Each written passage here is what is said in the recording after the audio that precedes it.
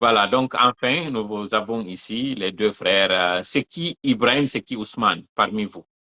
C'est moi, Ibrahim, c'est lui, Ousmane. OK. D'entrée de jeu, qu'est-ce que ça fait? Quel effet ça vous fait d'être ici face à des milliers de personnes? Parce que vous êtes présentement suivi par plus de 2000 personnes. Quel effet ça vous fait en tant que tel? Bon, disons que un peu stressé et enthousiaste aussi, mais bon, disons que ça va, hein, on peut s'habituer. Un peu aussi nerveux. Ça donne du stress et ça se sent en vous, c'est pas évident, vous n'êtes pas les seuls, ça n'a pas commencé par vous. Et donc, soyez très à l'aise. Est-ce que d'abord, est-ce que vous êtes actif sur les réseaux sociaux en tant que tel? Pas vraiment, nous y sommes, mais nous ne sommes pas trop actifs. Okay. Est-ce que vous avez entendu? Pardon? Et de ce côté-là, lui, il est plus présent sur les réseaux sociaux que moi. Parce que moi, je n'y vais quasiment jamais, mais lui, au moins, parfois, il y est. Nous l'avons compris aujourd'hui parce qu'il a fallu que votre oncle puisse régler le problème informatique, disons, des réseaux sociaux afin que vous puissiez intervenir. Mais c'est ça aussi le propre de ceux-là qui n'ont du temps que pour les études et le sérieux. Donc, c'est tout à votre honneur et nous vous le concédons. Est-ce que vous avez vu dans les réseaux sociaux le phénomène d'aujourd'hui qui s'appelle Aïcha Tremblay? Est-ce que vous l'avez vu? Vous en avez entendu parler d'abord?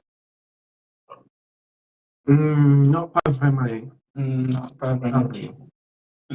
Aïcha Tremblay, c'est une jeune fille du côté du Burkina Faso qui a fait sensation dans les réseaux sociaux à travers une vidéo qui est devenue virale. Mais au moins, vous connaissez Mr. Oulin de Bantingel, Peter. L'homme jar, vous l'avez vu. C'est bien un peu bizarre. Voilà, la première vidéo de lui, il était dans un bal poussière vers Bantingel, là où on danse beaucoup le poda. Quelqu'un l'a filmé, il était en train de danser avec une sieste, c'est la même chose. Sauf que la différence entre les autres et nous, et vous allez le comprendre à travers l'entrevue d'aujourd'hui, c'est qu'on l'a vu danser, en train de remuer ses épaules, et c'est devenu une sensation. D'ailleurs, elle ne s'appelle pas Aïcha Tremblay, mais du moment qu'elle était en train de faire trembler ses épaules, on l'a appelée Aïcha Tremblay. Elle fait aujourd'hui sensation. Et le Burkina, en 2021, avait fait la sensation avec un jeune qu'on appelait le sniper. Ce petit garçon qui avait descendu un drone de l'armée, disons à l'époque française. Elle avait utilisé un caillou, il a tapé, c'est tombé. Ils ont fait de lui une sensation, un phénomène à l'époque, en 2021. En 2022, c'est un autre jeune encore qui avait fait sensation, toujours au Burkina, qu'on appelait Bongal. On l'appelait Bongal parce que il avait fait une entrevue où il était dans une salle d'examen anglais. Et puis, il a posé la question, comment étaient les sujets? Est-ce que c'était abordable? Il dit, les sujets étaient Bongal. Donc, lui aussi, il a fait sensation. 2023, c'est cette fille-là encore que le Burkina nous a présenté. Et ça, c'était juste d'entrer en matière. Le public aujourd'hui est très content de vous avoir, c'est un plaisir pour nous. Mais puisque certains ne vous connaissent pas, on va faire un tour de table. On va commencer par l'aîné, à tout seigneur, tout honneur. Le plus grand d'entre vous, le plus âgé, parce que nous rappelons que vous êtes des frères, vous êtes à l'origine de deux inventions. Le premier a inventé cette machine qui transforme les déchets plastiques, donc les sachets plastiques, en carburant consommable pour les engins. Et le deuxième a créé un scooter qui fonctionne à base d'électricité. Mais avant d'aller sur vos inventions, nous voulons savoir qui êtes-vous. Donc, on va commencer par le plus grand, l'aîné. D'accord. Avant de commencer, d'abord, j'aimerais vous remercier de nous avoir offert cette occasion-là pour nous permettre en fait de nous exprimer, que le public aussi, le monde des réseaux sociaux nous connaissent. Ça, c'est vraiment quelque chose à saluer. Parce que rares sont les gens aujourd'hui qui nous soutiennent. Ça, c'est un remerciement venant de mon jeune frère et moi. Avant de commencer, on aimerait vraiment vous remercier. C'est un plaisir pour nous et c'est la moindre des choses de faire. Moi, personnellement, je m'appelle Ibrahim Diallo. je suis un jeune Guinéen, né ici, grandi ici. J'ai 21 ans. J'étudie à l'université. Je fais l'économie en deuxième année. Donc, voilà un peu ma présentation personnelle. OK. Le jeune frère. Donc, vous avez 21 ans. Et le jeune frère? Ok, moi aussi, je m'appelle Ousmane Diallo. J'ai 19 ans et je suis un ingénieur autodidacte. Actuellement, je suis à l'université. Je suis des cours en ligne en informatique et en génie mécanique. C'est quoi un ingénieur autodidacte? C'est quoi un autodidacte en tant que tel? Pour ceux qui ne savent pas, c'est quoi un autodidacte? D'accord. Déjà, un ingénieur autodidacte, à la différence d'un ingénieur classique, c'est que lui, il n'a jamais fait une école d'ingénierie, au fait. Il a appris en expérimentant, en faisant des petits essais à droite. Au fait, pour faire court, c'est quelqu'un qui a appris de lui-même, en quelque sorte. Très bien. Aujourd'hui, j'ai vraiment une certaine sueur parce que je suis en face de deux génies et je ne voudrais pas que mes lacunes soient suivies. Voilà pourquoi je suis en train de profiter de votre connaissance ici pour apprendre. On va revenir vers le plus vieux. C'est comme ça on dit au Québec, le plus âgé, qui est Ibrahim. On vous a vu à travers votre invention. Vous avez créé cette machine qui transforme les déchets en carburant.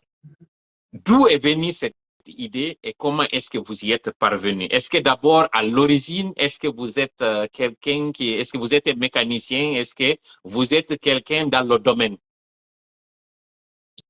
Pour répondre à cette question, il est important d'abord de savoir que je ne suis ni chimiste ni pétrochimiste. À la base, d'ailleurs, je ne suis pas quelqu'un qui était passionné par la technologie, par cette technique-là.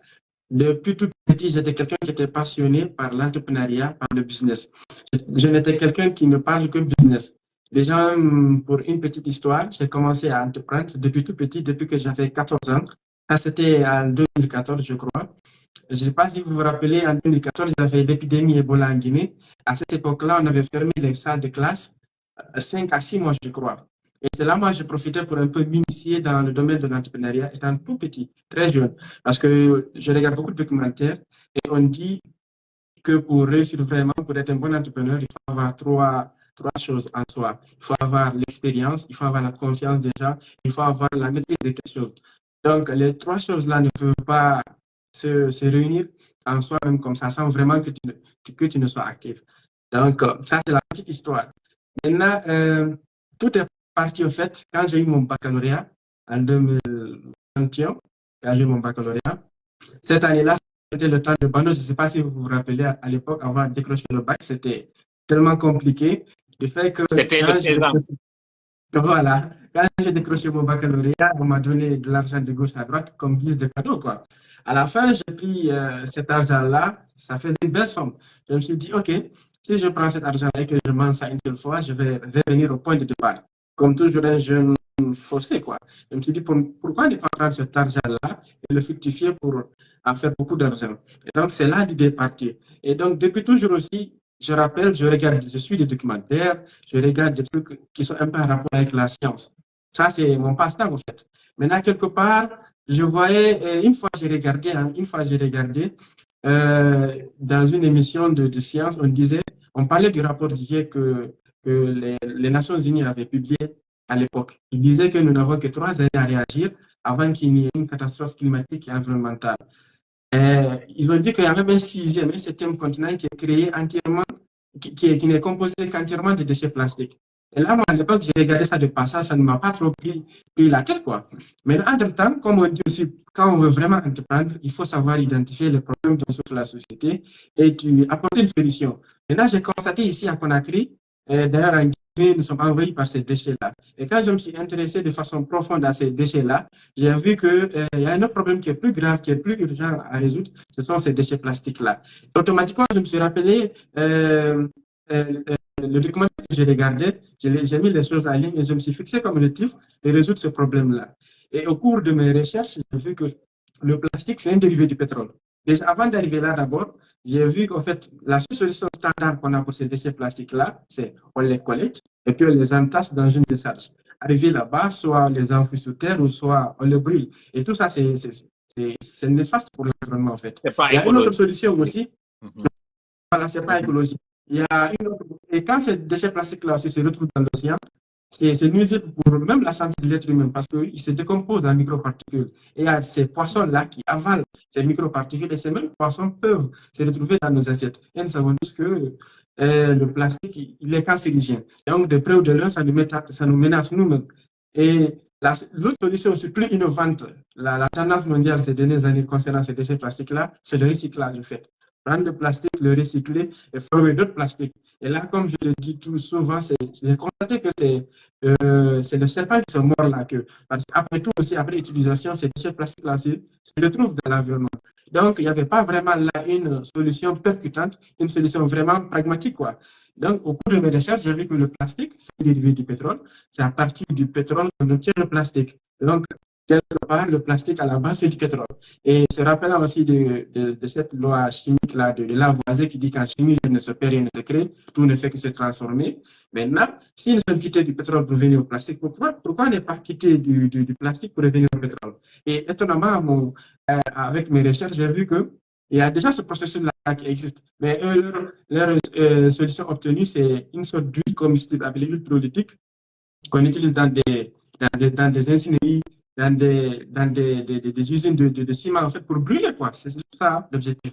Et quand j'ai vu ça, moi, je me suis fixé comme objectif de trouver directement un carburant si propre qu'on pourra le mettre dans un moteur et puis que ça fonctionne. Et par la grâce de Dieu, alhamdoulilah, je peux trouver à travers mon processus, à travers ma machine, je peux fabriquer de l'essence, du diesel et du gaz, qui est un ensemble de propane. Avant d'arriver à ça, c'est un objectif, c'est un projet très ambitieux, mais certes pas facile. Vous permettez que je mette là une pause pour me diriger vers votre frère, qui est Ousmane, qui s'est présenté, et qui lui aussi a fait une invention. Parce que là, il faudrait qu'on aille avec les deux à la fois. Ousmane, vous aussi, vous avez inventé le scooter électrique. Est-ce que comme votre frère, vous aussi, vous êtes parti de quelque chose ou bien vous êtes parti de rien? Comment est-ce que ça s'est passé? Parce que lui, à la base, c'était un comptable, appliqué aux chiffres, confronté aux chiffres, mais qui s'est retrouvé du jour au lendemain comme un ingénieur. Vous, dans votre présentation, vous avez dit que vous êtes un ingénieur autodidacte. Expliquez-nous qu'est-ce qui s'est passé, comment est-ce que vous êtes retrouvé avec votre invention, d'où est parti le déclic? D'accord. Déjà, avant tout, contrairement à mon frère, pour moi, la technologie, l'innovation, c'est quelque chose d'inné. Donc, pour moi, depuis tout petit, ça a toujours été une passion. J'étais toujours du genre à me poser des questions, comment est-ce que ceci fonctionne, pourquoi ceci, pourquoi cela. Et ça me poussait vraiment à aller voir, parfois même à l'intérieur des appareils, je les démontais. Une petite anecdote là-dessus, il a tellement gâché nos appareils électriques juste par curiosité. Il vient ouvre, et puis il est capable de parler. Il a tellement gâté ici. Bon, peut-être je dis que c'est une contribution pour la science. Hein. Voilà. On ne peut pas faire des omelettes sans casser les œufs, ça se dit. Voilà, exactement. Voilà. J'adore l'ambiance qui est entre vous. Et j'adore cette ambiance, cette chimie entre vous quand je suis en train de vous voir là. L'un qui prend la parole, qui passe à l'autre. Mais ce qui saute aux yeux, vous avez commencé par dire contrairement à mon frère. C'est-à-dire que vous, c'est inné en vous. Lui, c'est quelqu'un qui s'est retrouvé dans le domaine. En tout cas, ça, c'était juste entre parenthèses que je voulais ici souligner. Vous pouvez continuer. D'accord. Donc, comme je l'ai dit, pour moi, ça a été une passion. Maintenant, à ce qu'il s'agit de ça, il faut savoir que même au tout petit, je faisais déjà des petits bricolages. Parfois, je fabriquais des petites voitures en carton qui fonctionnaient avec des manettes de PlayStation. Et souvent même, il m'arrivait de les envoyer à l'école et puis les gens étaient très impressionnés. Disons que de façon générale, depuis tout petit, j'évolue dans le cadre du bricolage en quelque sorte. Vous voyez. Donc, concrètement, c'est vraiment à partir du moment où, c'est-à-dire mon frère, il a fait son innovation, il a partagé ça avec le reste du monde et j'ai vu vraiment les retombées de cela. Donc, ça m'a donné un déclic. Je me suis dit, moi aussi, OK, au lieu d'innover dans l'ombre comme ça, il serait peut-être temps que, tout comme lui, j'emboîte son pas et que je sorte aussi ce dont je suis capable devant le public. Ouais, donc, Donc, À partir de là, c'est comme ça que c'est venu. donc, si j'ai bien compris, vous avez été, parce que ça allait être la question aussi que j'allais poser à chacun de vous. Donc, vous, votre source d'inspiration, c'est votre frère, c'est ça? Oui, exactement. OK, avant qu'on arrive à votre invention et de ce que vous avez fait, j'avais voulu qu'on fasse une pause pour ne pas que vous vous sentiez isolé pour aller vers vous. Mais là, je veux me retourner vers votre grand frère. Est-ce que vous avez entendu tout à l'heure que vous avez inspiré votre frère? Quel effet d'abord ça vous fait d'apprendre que vous êtes à la base de l'inspiration de votre frère? Généralement, je m'attendais à ce qu'on dise que vous êtes inspiré de Thomson, de Einstein, de Galilée ou de ce genre d'inventeur, ou même peut-être de l'inventeur de Tesla, Elon Musk ou ce genre de personnes. Quel effet ça vous fait d'apprendre que vous êtes à la base de l'inspiration de votre jeune frère et comment est-ce que vous êtes arrivé justement avec ces difficultés-là à vous en sortir parce que vous étiez au niveau de dire que vous avez décidé à partir d'une observation de faire une machine qui va produire du carburant et du carburant propre à la consommation. Quel effet d'abord ça vous fait? D'abord, c'est un sentiment de satisfaction. Pourquoi? Parce que je me dis, involontairement, j'ai déjà réussi en fait mon rôle de grand frère, mon rôle de leader. Si à travers mes actions et voilà, mes initiatives, lui, il s'arrive à s'inspirer tant d'autres, vraiment, je ne pourrais que dire alhamdoulilah parce que en tant que grand frère, c'est d'abord mon devoir avant tout d'inspirer mes jeunes frères. Et contrairement à lui, moi, je n'ai pas été inspiré par quelqu'un. J'ai juste été motivé par cette envie-là de résoudre ce problème, par cette envie-là de vraiment protéger l'environnement. Parce que vous n'êtes pas sans savoir que dans l'univers, dans l'univers de façon générale, la planète Terre est la seule qui a accepté de nous héberger. Et à chaque fois, nous faisons mal à cette planète-là. Et depuis bon moment, cette planète-là nous appelle au secours. En tant que jeune qui a pris conscience de cela, voilà, c'est ce qui m'a un peu motivé, c'est ce qui m'a inspiré de l'essence même de tout ce travail-là, parce que j'avais envie de résoudre ce problème-là qui aussi va générer des emplois. Au-delà même de l'aspect économique, ça va aussi permettre de résoudre le problème énergétique dont la planète est confrontée. Donc, voilà ce que je peux dire par rapport à ça. Très bien. Maintenant, vous avez voulu, en fait, parce que comme vous avez dit, il y en a qui avaient transformé ces plastiques en combustible, mais vous avez voulu aller plus loin en transformant ce combustible en carburant propre qu'on peut utiliser dans des machines. Comment est-ce que vous y êtes parvenu? Est-ce que ça a été de la sinécure? Est-ce que ça a été une chose facile? Ou bien vous avez rencontré des difficultés pour la réalisation de cet objectif? Alors, naturellement, déjà, quand on commence de faire ces travaux pareils, le plus souvent, on est confronté à des gigantesques problèmes. Maintenant, imaginez-vous un jeune comme moi qui ne s'y connaît pas dans la technologie, dans la technique, qui n'est ni chimiste, ni pétrochimiste. D'ailleurs, au lycée, je détestais tellement la chimie et que je me lance dans ce domaine-là. Imaginez-vous les défis auxquels je suis exposé. Ça, c'est un. Deuxièmement, il y a un autre problème ici en Guinée dont nous, jeunes innovateurs, nous sommes confrontés. Il ne s'agit pas d'abord, quand tu finis d'imaginer, de vraiment prototyper ce que tu as imaginé sur le papier. Maintenant, c'est comment réaliser ça en fonction des moyens matériels, en fonction de la compétence ouvrière qu'il y a ici. Imagine, je vous donne une petite histoire. Le matin, avant de partir à l'université, je partais voir des soudeurs, je leur explique, je prends tout mon temps pour les expliquer ce que le travail qu'ils doivent faire pour moi. Et quand je retourne le soir pour voir où ils en ont avec le travail que je leur ai confié, je constate qu'ils ont fait de travers ce que je les ai dit. Pourtant, moi, je les ai expliqués, j'ai même schématisé, je les ai même donnés. Donc, il y a ça du côté, il y a aussi le côté moral qui est là. À chaque fois, les gens te découragent, les gens te disent que bon, toi, tu ne fais que perdre ton temps. Donc, vraiment, pour ne pas perdre du temps, ça a été un long périple. Ça a été vraiment compliqué, quoi. OK. Mais comment justement vous y êtes parvenu? Est-ce que vous avez continué la tête baissée dans le guidon jusqu'à vous en sortir ou bien à un moment donné, vous avez eu recours à quelqu'un qui vous a aidé à vous en sortir? Parce que j'imagine que ça n'a pas été une chose facile dans la réalisation entre l'idée, sa schématisation et sa concrétisation, c'est tout un océan, ce n'est pas une chose facile. Comment est-ce que vous y êtes arrivé? Est-ce que vous avez eu le concours de quelqu'un pour y arriver?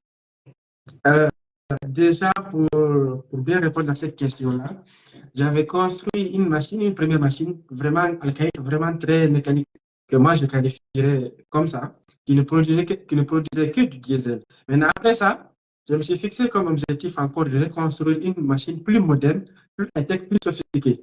Alors, un jour, dans une soirée comme ça, j'étais en train d'essayer de trouver une solution par rapport à comment concevoir mon réacteur. J'étais avec mon oncle, on était en train de discuter. Et là, mon petit frère qui était à côté, il me dit, bon, ce que vous dites là, moi j'ai une solution plus intéressante que celle-là. Et puis il s'est approché, il a exposé son idée. Et on a bien constaté que son idée était meilleure que la nôtre. C'est comme ça, voilà, il est rentré dans mon travail. Donc, je dirais par là, c'est la seule personne qui est venue m'aider concrètement dans ce travail-là. Et aussi, je profite de l'occasion pour le remercier parce que si ce n'est pas lui, ça allait vraiment être très long de vraiment mettre cette machine en place. Et c'était quelqu'un aussi qui avait son projet en place, qui a mis tout en stand-by pour vraiment m'aider. Et par la grâce de Dieu, en quelques mois seulement, nous avons pu mettre la machine sur place. Donc, si je comprends bien, vous l'avez inspiré pour qu'il se spécialise en quelque chose. Et là, finalement, lui aussi, il est venu vous apporter un coup de main pour que cela puisse avoir lieu et que votre projet puisse se concrétiser. Je vais me retourner vers...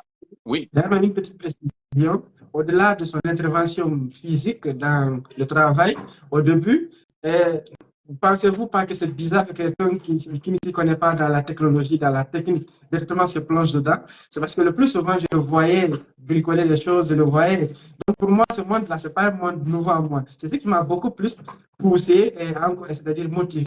C'est ce qui m'a fait oser la chose. En d'autres termes, lui aussi, il vous a inspiré, en quelque sorte. Si vous l'avez inspiré sur l'innovation, lui, il vous a inspiré sur peut-être le fait d'aller jusqu'au bout et de vous dire que ce n'est pas du tout impossible, c'est ça? Exactement. Okay. Parce que je suis un peu... Ce qui me permet... vraiment technique là, à chaque fois que je rentre le soir, je trouve la chambre elle est totalement envahie par ces matières et autres. Donc je reste à côté, je vois comment ils travaillent. Donc c'est en quelque sorte cette chose-là qui m'a poussé, qui m'a fait oser à m'aventurer dans ce domaine-là. Donc j'étais totalement profond dedans. Vous êtes vraiment formidable, c'est le mot qui convient. Ça me permet justement de me tourner vers Ousmane. Ousmane, vous qui avez entendu votre frère tout à l'heure dire que c'est votre apport et que c'est au cours d'un échange technique qu'il était en train de faire avec son oncle, d'ailleurs que je précise qui est 007, que vous avez jugé utile vous aussi de donner votre point de vue. Comment est-ce que cela est arrivé et pourquoi avoir attendu ce soir-là pour dire votre avis pour que les choses puissent fonctionner? Expliquez-nous cette partie-là avant qu'on arrive à vous, votre invention. D'accord. Et déjà, comme il a dit, il faut comprendre avant tout qu'au moment où il a commencé son projet, il était vraiment confronté à de sérieuses difficultés. Déjà, de mon côté aussi, j'avais un projet sur lequel je travaillais. Donc, du coup, il était sur son projet, j'étais sur mon projet. Mais à chaque fois, je le constatais dans des difficultés. Et à un moment, j'en avais marre de voir, c'est-à-dire mon grand frère toujours confronté à des difficultés que moi, peut-être, je peux résoudre. Donc, ce qui m'a poussé vraiment à mettre mon projet de côté, de l'aider à finaliser son projet et pour ensuite continuer avec mes projets à moi. Donc, voilà. Donc ce soir-là, c'est extrêmement important ce que vous êtes en train de ressortir là. Je suis encore plus charmé par votre complicité, votre convivialité entre vous. Parce que vous dites qu'à un moment donné, vous aviez un projet que vous avez dû mettre en veilleuse parce que voyant votre frère qui est en train de se buter à quelque chose, vous êtes un praticien, lui c'est un théoricien, alors qu'il faut les deux pour que ça puisse aller. Et ce soir-là, comme par hasard, vous voyez qu'ils sont confrontés à un problème d'ordre technique, mais vous qui avez l'expérience parce que vous êtes un autodidacte, vous saviez c'était quoi la solution et paf, vous leur faites la proposition, ils acceptent la proposition, puis finalement, cette machine, elle voit le jour. Elle est confectionnée, vous faites votre travail et vous avez vos premières gouttes, ce qui me permet de me tourner vers Ousmane. Quand vous avez vu ces premières gouttes, quel effet vous avez eu? Est-ce que vous étiez content que finalement cette machine puisse produire quelque chose? Est-ce que cette chose-là vous paraissait être du carburant consommable? Est-ce du diesel? Est-ce de l'essence? D'accord. Déjà, au moment où nous avons vraiment testé la machine et qu'il a produit les premières gouttes, si on peut le dire comme ça, on avait vraiment un sentiment de joie, mais disons qu'un sentiment de joie mesuré. Pourquoi? Parce à un certain moment, c'est-à-dire qu'il fallait se rassurer vraiment, est-ce que ces gouttes qui sont là, est-ce que c'est vraiment du carburant? Parce que c'est vrai, produire des gouttes qui ressemblent à du carburant, c'est une chose, mais vraiment être certain que c'est du carburant. Donc, il y avait ce petit hic-là qui était dans la tête et qui me faisait douter. Donc, disons que c'est-à-dire le réel sentiment de satisfaction n'a pu être là qu'au moment où nous avons mis ce carburant dans son moteur et qu'il a fonctionné. Et c'est là où on a vraiment pu ressentir vraiment toute, disons, ce déluge d'émotions, si on peut le dire comme ça, qui était tellement intense. Parce que quand je pense au nombre de fois où il a vraiment galéré avec son projet, où on est arrivé à des points où c'était quasiment de l'ordre de l'impossible de concrétiser ce projet, mais malgré tout, il n'a pas abandonné. Et je dois dire d'ailleurs qu'aujourd'hui, si on est là, c'est vraiment grâce à sa persévérance, parce que là, il nous a vraiment tous impressionnés par cette faculté qu'il a de s'accrocher à une chose et de dire forcément elle va marcher. Malgré les échecs, comme on le dit, il tombe 12 fois, il se relève 13 fois. Et donc, d'ailleurs, en partie, c'est ça qui m'a beaucoup plus encouragé, c'est-à-dire à lâcher mes projets et venir les dire, c'est-à-dire cette détermination qu'il a. Donc, le simple fait de vous écouter est déjà une école, c'est déjà une industrie en soi. Mais pour le bonheur de nos téléspectateurs, vous avez dit que le fait d'avoir le liquide est une chose, mais son essai dans un appareil en est une autre.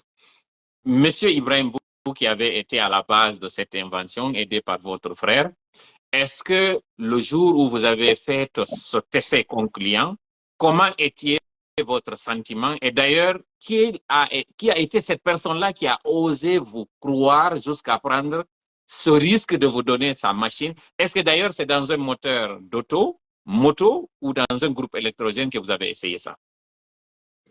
Déjà, il est important de préciser par là que même après avoir pu produire le carburant, après toute cette difficulté qu'on s'est confronté, le plus dur encore, le plus compliqué, c'était de trouver quelqu'un qui avait confiance en nous pour nous prêter son engin pour tester son carburant. Parce que nous, chez nous, dans toute la famille, on n'avait pas quelqu'un qui avait un véhicule diesel. Et la machine produit 3 sur les 4, 3 quarts c'est du diesel et l'autre là c'est de l'essence. La quantité qu'on avait était insuffisante comme essence pour le tester dans un véhicule à essence. On était obligé de chercher un véhicule à diesel parce que c'est cette quantité-là que nous avions en suffisance, quoi. Et ça n'a pas été facile.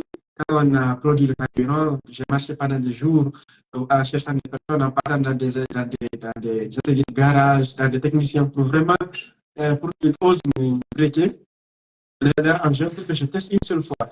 Comme je vous l'ai dit, ça n'a pas été facile. On a fait plusieurs jours à marcher et par la grâce de Dieu, j'ai trouvé quelqu'un qui a osé nous prêter son engin pour qu'on le teste. Alors, quand on a introduit le carburant dans le réservoir et qu'il a démarré, ça a marché. Il a roulé, je l'ai dit, il a allumé, ça a marché. Le sentiment qui m'avait pris ce jour-là, j'avais jamais eu ce sentiment-là parce que j'ai fondu automatiquement à l'arme sans vraiment mon consentement. Et c'est tout ce que j'ai à dire par rapport à ça. Je ne peux pas trouver le mot pour dire exactement ce que j'avais ressenti ce jour. Enfin, vous avez votre carburant, vous l'avez testé, il a fonctionné. Est-ce que ce véhicule-là, où vous l'avez essayé, continue toujours de rouler? Est-ce qu'il y a eu des problèmes sur le moteur après tout ce temps-là, avant que je me retourne à votre frère pour lui aussi lui demander quel était son sentiment? À mon étonnement, le véhicule a fonctionné impeccablement, il continue toujours à fonctionner. Et même lors de l'essai, nous avions des ressentis positifs par rapport au carburant qu'on nous vend ici dans les différentes stations. Il y avait des ressentis au niveau de l'accélération et l'eau dégagée par l'échappement. Quand tu inhales, tu ne vas pas dire que c'est du diesel. Parce que c'est tellement écologique le carburant que nous on produit. C'est pour vous dire que la technologie qu'on a pu mettre en place, elle est parfaite. Parce que notre diesel n'est pas. Voilà, notre diesel ne contient pas de soufre, notre essence n'a pas de plomb. Et vous savez que chez vous là-bas, l'essence en plomb, c'est le plus cher et le plus convoité. Ça part paraît invraisemblable, ça paraît irréel, impensable.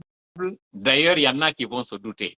Mais qu'à cela ne tienne, nous allons encore nous tourner vers votre frère, qui a tout à l'heure dit une chose intéressante. Il dit qu'il a dû mettre son projet en veilleuse pour vous permettre, vous, d'atteindre votre objectif. Cela est déjà et maintenant chose faite. Ousmane, quand vous avez vu le rêve de votre frère se concrétiser avec votre concours, qu'est-ce que vous avez fait maintenant pour votre projet? Et c'est là justement, nous allons vous poser la question, comment est-ce que vous aussi, de votre bricolage, vous vous êtes tourné vers l'invention aujourd'hui qui est devenue ce scooter électrique? D'accord. Il faut savoir vraiment que cette invention, avant tout, elle vient d'une nécessité. Parce que pour moi, avant d'innover, j'avais pris mon temps, j'ai observé toutes les difficultés auxquelles la Guinée fait face actuellement. Je me suis rendu compte que le problème de transport était l'un des plus pertinents. Parce qu'aujourd'hui, pour ceux qui vivent à Conakry, on le sait tous, quand on a besoin de se déplacer pour aller quelque part, il y a les embouteillages qui sont là, les routes qui sont en mauvais état, ou parfois même pour les gens qui n'ont pas leur véhicule, parfois on peut s'arrêter des heures et des heures au bord de la route sous un soleil de plomb en attendant d'avoir un taxi. Donc, toutes ces difficultés-là, quand j'ai vu ça, je me suis dit, OK, en tant que jeune ingénieur qui a vraiment de grandes ambitions pour son pays, pourquoi ne pas commencer par créer quelque chose de concret qui peut vraiment contribuer à résoudre ce problème-là? Donc, du coup, j'ai analysé plusieurs systèmes de transport qui existaient.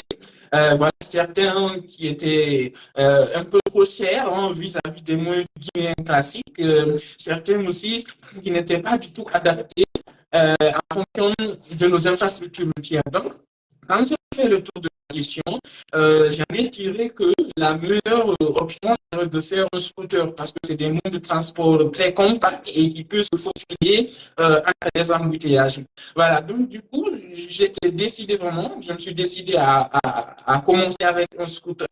Et sur le coup, vu qu'actuellement, aujourd'hui, vraiment les problèmes relatifs à l'environnement, à la préservation de la biodiversité et de l'environnement et tout ça sont sur les lèvres de tout le monde.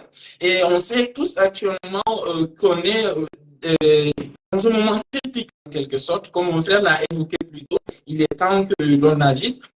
Et donc, j'ai voulu aussi montrer par ce fait-là qu'on peut avoir des jeunes en Guinée ici qui proposent des solutions vraiment à la pointe de la technologie qui sont vraiment, c'est-à-dire les solutions, je dirais, actuelles et qui font face aux problèmes actuels que le monde entier traverse. Donc, j'ai décidé de le faire donc en électrique. Donc, pour ceux qui ne savent pas, les engins électriques, c'est des engins qui n'ont pas besoin du tout de carburant ou d'énergie fossile. Il faut juste les brancher comme vous branchez votre téléphone ensuite le matin et rouler jusqu'à votre destination.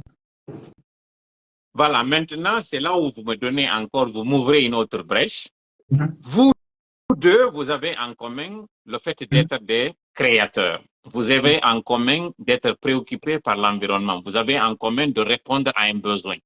Mais là où vous avez un désaccord, c'est que lui, malgré qu'il soit un protecteur de l'environnement, il s'est penché vers le carburant. Vous vous êtes penché vers l'électrique.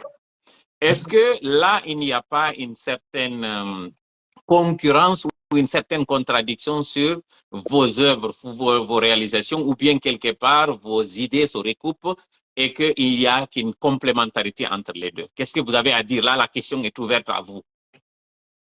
D'accord, je dirais que nos projets sont vraiment complémentaires.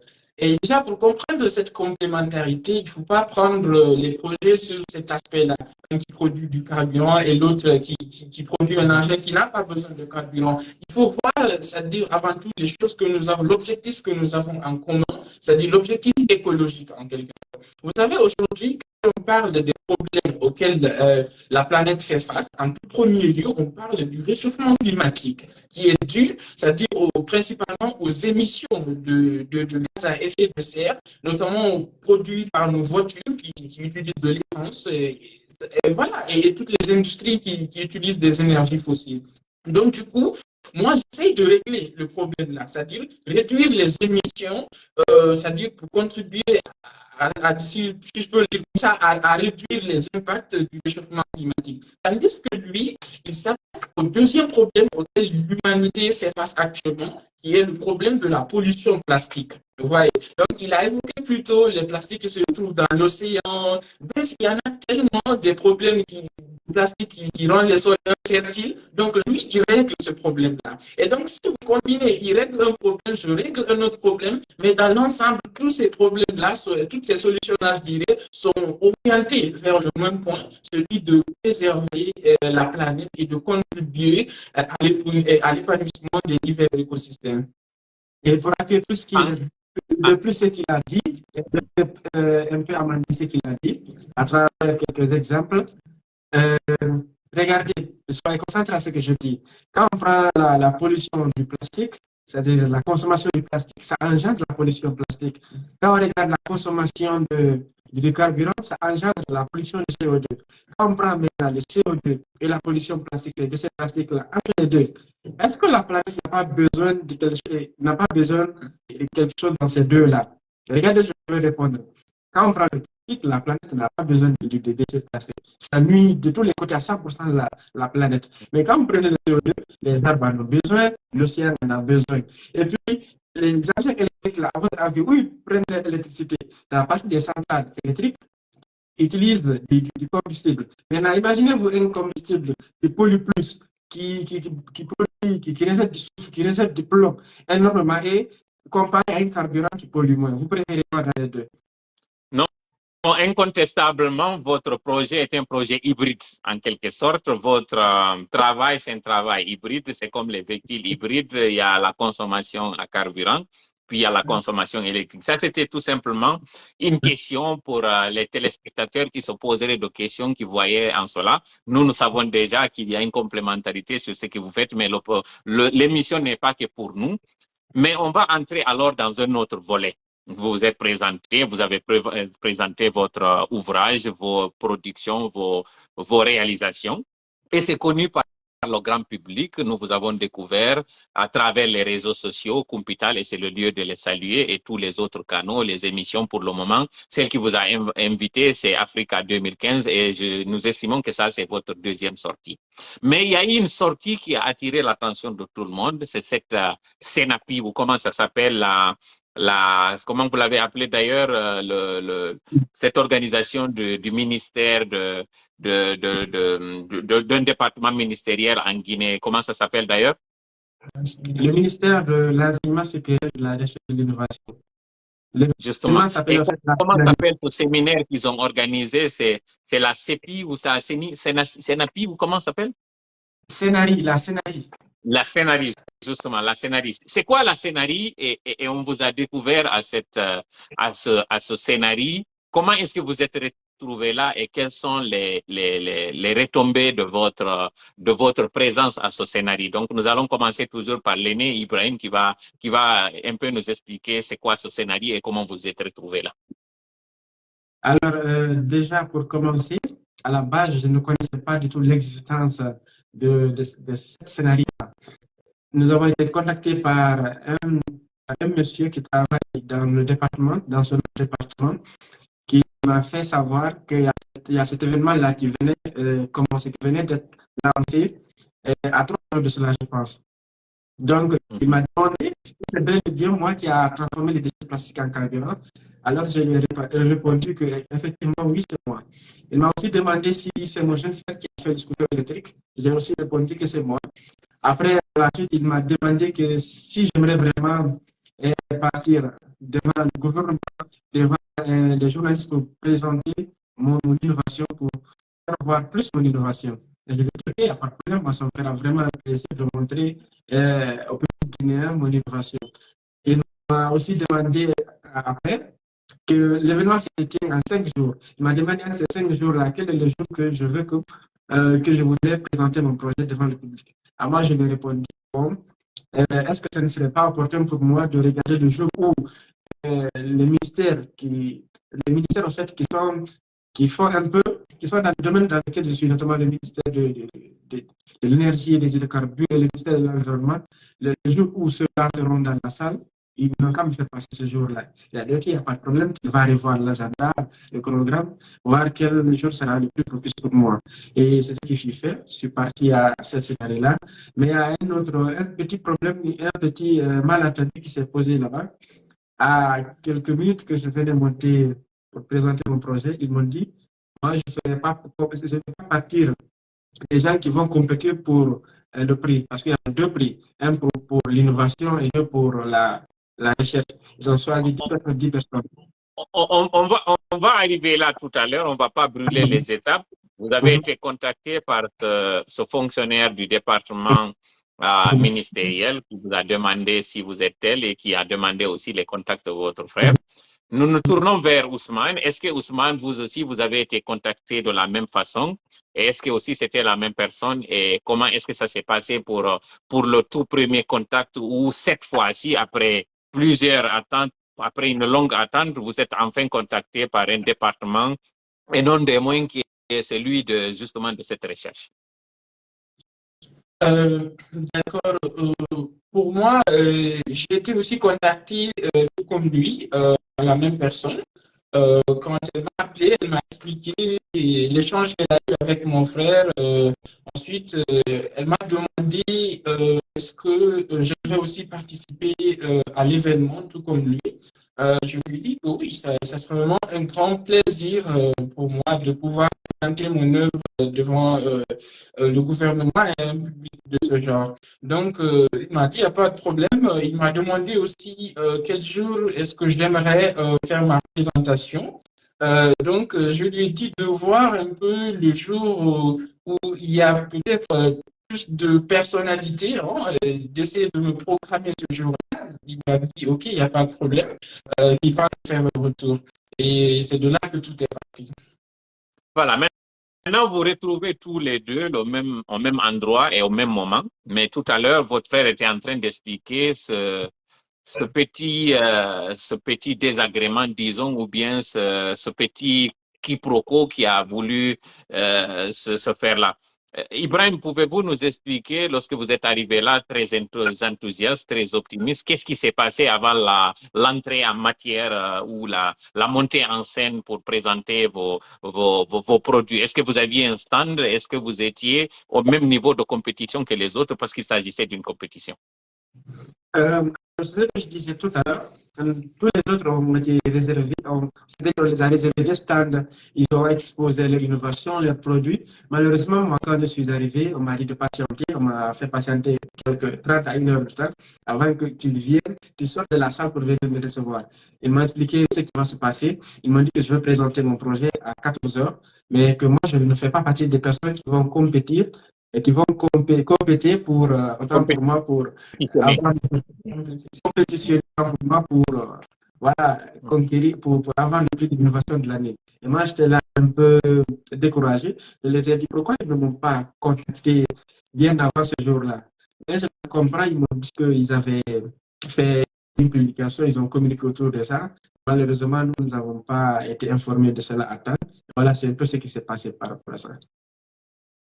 Votre jeune frère, est-ce que lui aussi, il a eu le même sentiment ce jour-là? Est-ce que ça a été la même surprise d'apprendre que vous êtes convié à une chose, mais que vous n'êtes pas traité au même pied d'égalité? Vous n'avez pas les mêmes chances que vos concurrents. Est-ce que ça a été le même sentiment chez vous aussi, Ousmane? Oui, bien sûr, parce que depuis le début, dès après qu'il nous ait informé qu'il s'agit d'une compétition, disons que cet enthousiasme de compétir avec d'autres personnes, de mesurer mon innovation par rapport à celle d'autres personnes, c'était, disons, la chose qui me motivait le plus. Et au moment où j'ai appris que ça ne serait pas vraiment le cas, il y a vraiment eu un sentiment de déception qui était là. Parce que franchement, à tous les coups, je suis sûr que je l'aurais remporté. Donc ça, pour moi, ça ne fait pas de doute. C'est même devant le progrès. Bah ouais, sûrement.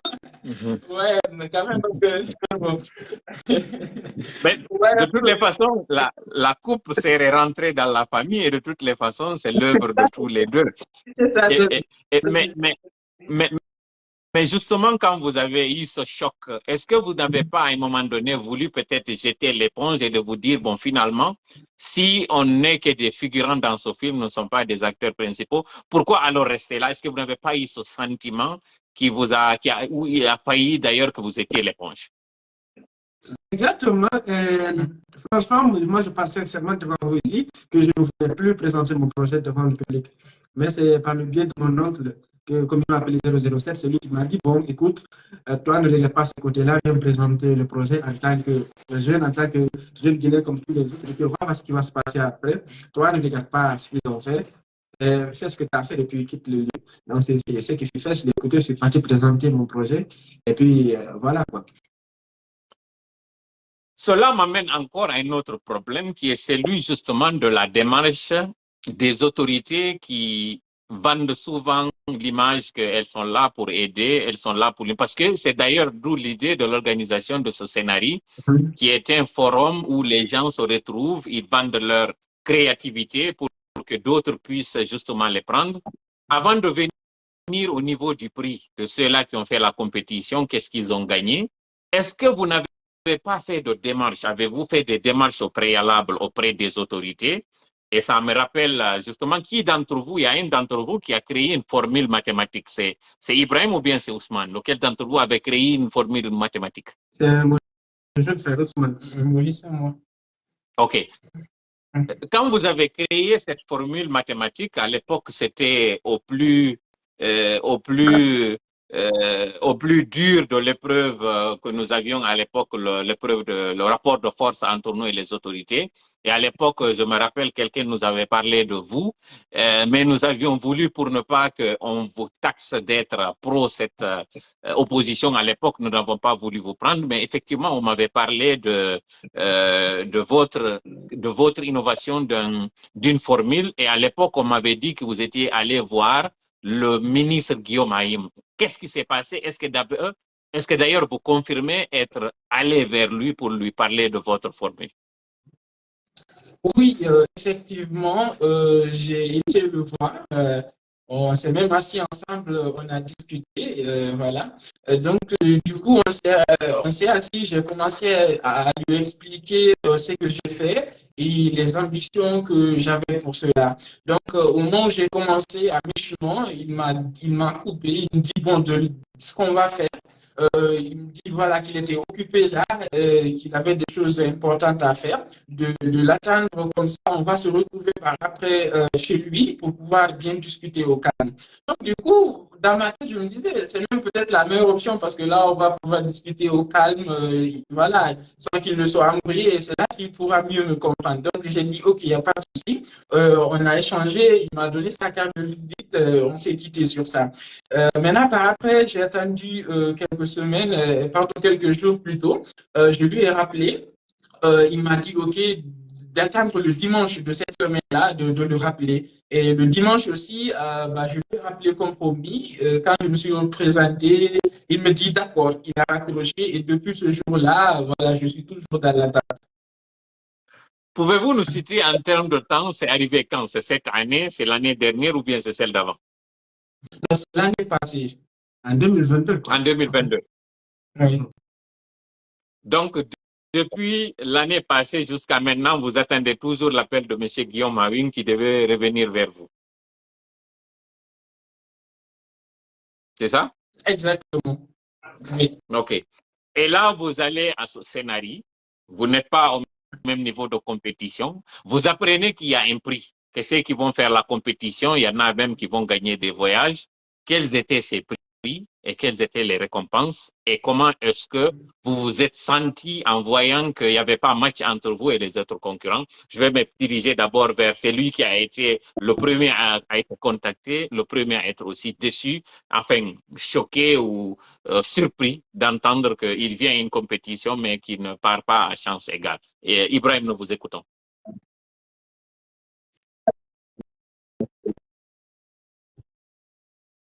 Est-ce que vous avez entendu? Est-ce que vous êtes toujours là avec nous? Est-ce que vous avez entendu la question?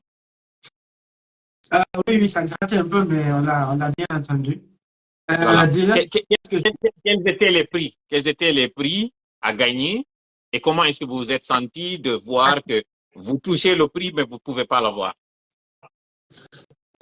Bon, déjà, pour la question des prix, il y avait déjà un visa, un séjour en France qui était prévu dans le domaine, c'est-à-dire dans lequel évolue l'innovateur qui a remporté le prix. Et au-delà de ça aussi, il y avait des récompenses sous forme d'argent qui étaient là. Je ne me souviens plus trop des sommes exactes, mais je pense que c'était dans les 30 millions, voilà, 50 millions comme ça, parce qu'il y avait 3 prix. Je pense qu'il y avait de 50 millions, 30 millions et 20 millions, je crois, si j'ai bonne mémoire. Donc, c'était ça un peu les prix. C'est quand même une grande déception, c'est de voir que vous avez parlé et on n'a pas abordé ce volet. Comment est-ce que vous en êtes sorti? Il y a votre frère qui a parlé de ce budget de départ quand il a reçu des cadeaux de la part de la famille qui l'encourageait pour son admission au baccalauréat. Et c'est sûr qu'aujourd'hui, de tels projets demandent des fonds et que c'est sûr que si vous étiez les lauréats de cette compétition, cela vous aurait aimé. Maintenant que ça n'a pas été le cas depuis la fin de ce séminaire, de cet atelier où vous avez été très brio. Nous avons vu même Madame la ministre Diaka, Dr Diaka, qui vous a publié sur sa page personnelle Facebook. Qu'est-ce que vous avez eu comme retour de la part de l'autorité et de l'État? Est-ce qu'il y a eu des retombées? Est-ce qu'il y a eu des retours positifs? Est-ce qu'il y a eu des feedbacks, comme on dit en anglais? Pour répondre, pour dire simple, il n'y a pas eu de retour de leur part.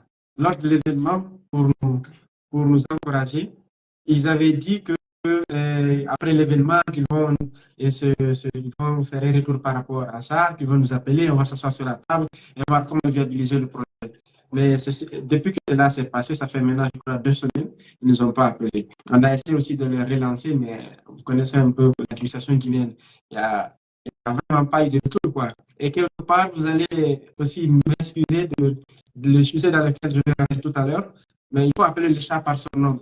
Beaucoup de personnes m'ont dit depuis très longtemps que c'est parce que j'ai un non-dialogue. C'est pour cela que le gouvernement ne s'est pas intéressé à mon projet. À l'époque, je n'acceptais pas d'entendre ça parce que pour moi, je suis un jeune Guinéen comme tout le monde. Mais là, je commence à avoir peur. Je commence à dire, est-ce que ces gens-là n'ont pas raison en fait? Parce qu'à travers l'appel que le ministère nous a adressé, je me suis rendu compte qu'ils connaissent notre existence.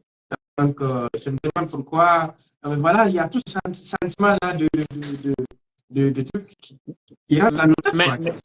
C'est sûr que même nous, avant de vous avoir ici, nous avions parlé de ce sujet et ce n'est pas que ça, votre nom simplement. C'est aussi votre proximité avec votre oncle qui est celui-là qui vous a pris en charge, qui est votre tuteur. Est-ce que vous n'estimez pas aussi que vous êtes victime du combat qui a été mené par votre oncle quelque part et qui constitue un frein? Parce qu'à un moment donné, nous avions appris que même la présidence vous avait approché à un moment donné, puis tout d'un coup, la communication a cessé d'entrer, alors que vous étiez supposé, quand la jeune fille avait rencontré, la jeune orpheline avait rencontré le président de la junte, le colonel Laye Mamadi Doumbouya, il était question aussi qu'il rencontre ces jeunes innovateur, créateur que vous étiez. Est-ce que vous confirmez cela?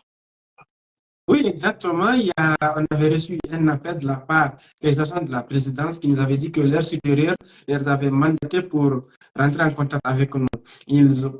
Leur premier appel, c'était comme objectif ils avaient une mission d'abord de vérifier exactement si le numéro qu'ils ont reçu, c'était vraiment moi. Et j'ai confirmé que c'est moi. Ils ont dit qu'ils vont remonter l'information. Après, ils nous feront un retour. Mais il y a cela maintenant 1 année, il n'y a aucun retour par rapport à ça. C'est ça aussi la Guinée, mais aujourd'hui, nous pouvons leur accorder le bénéfice du doute parce qu'effectivement, il y a une communication autour de cet événement. Si aujourd'hui, on estime qu'ils ont mis la communication à la disposition de tout le monde, ce qui est quand même curieux, c'est que vous aussi, c'est à travers une communication que vous avez faite à travers les réseaux sociaux qu'ils ont compris votre existence et vous faites bien de mentionner que c'est à travers cette communication qu'ils ont su votre existence. Est-ce que vous ne vous posez pas de questions pourquoi vous n'avez pas contacté plus tôt que plus tard? C'est cette fameuse question-là que moi, je n'arrive pas à me répondre. Après les concertations, après une forte réflexion, je me suis dit peut-être ils nous ont juste appelés pour se créer une image à eux. Pour dire qu'à la scénario, il y a des jeunes de la tête qui font ça et ça et ça, mais pas pour nous-mêmes en fait. Parce que même les personnes qui ont participé, qui étaient censées concourir au prix, n'ont pas été affichées par la ministre et le ministère. Seulement nous, qui n'étaient pas supposés compétitionner par les prix-là, nous avons été affichés par le ministère et par la dame elle-même. Donc voilà ce que je peux dire par rapport à ça. Nous allons lui accorder le bénéfice du doute et encore une fois, comme j'ai dit, je ne savais pas cette partie-là, par exemple, vous faites, c'est une très belle remarque parce que c'est votre publication que nous avons vue et nous pensions que nous, en tout cas moi naïvement, que ça a été le cas pour tous les participants. Mais là, vous nous apprenez que c'est seulement votre image qui a été utilisée comme étant des personnes qui étaient présentes à ce scénario. Est-ce que là, quelque part, vous n'avez pas le sentiment que, comme vous l'avez dit, que ce scénario, finalement, vous étiez ce ballon de tombola le plus grand qui fait que les enfants viennent pour acheter les plus petits. Est-ce que vous n'avez pas ce sentiment-là quelque part? Exactement.